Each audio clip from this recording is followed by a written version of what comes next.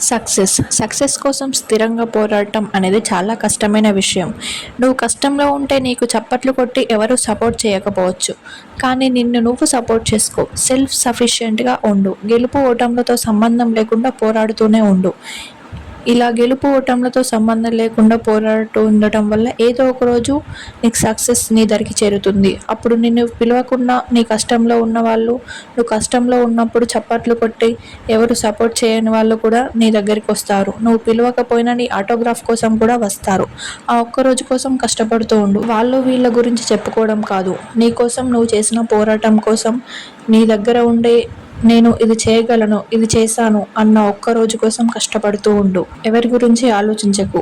నీవు అనుకున్న దాన్ని చేరుకునే వరకు వెనకడుగు వేయకు. కన్సిస్టెన్సీగా పోరాడుతూనే ఉండు. కన్సిస్టెన్సీ అంటే ఏదో ఒక హ్యాబిట్ కాదు, ఇది ఒక సూపర్ పవర్. మన లైఫ్లో ఎప్పుడైతే మనం కన్సిస్టెన్సీగా ఉంటామో అప్పుడు మన సక్సెస్ అనేది మన దగ్గరికి వస్తుంది. Success equals to consistency. Big efforts once in a while అనేది ఒక సక్సెస్కి సూత్రం కాదు. స్మాల్ ఎఫర్ట్స్ కన్సిస్టెంట్లీ అనేది సక్సెస్కి సూత్రం అని చెప్పుకోవచ్చు.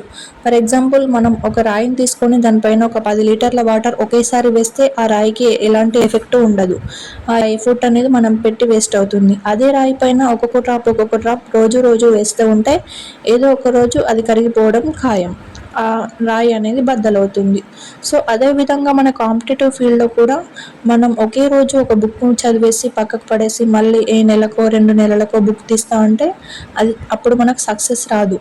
అదే డైలీ ఒక 1 అవర్ 2 అవర్ కన్సిస్టెన్సీగా చదువుతూ ఉంటే, మనం కాన్సన్ట్రేటెడ్గా కన్సిస్టెన్సీగా చదువుతూ ఉంటే మనకు ఖచ్చితంగా సక్సెస్ వస్తుంది. ఇది సక్సెస్కి ఫార్ములా.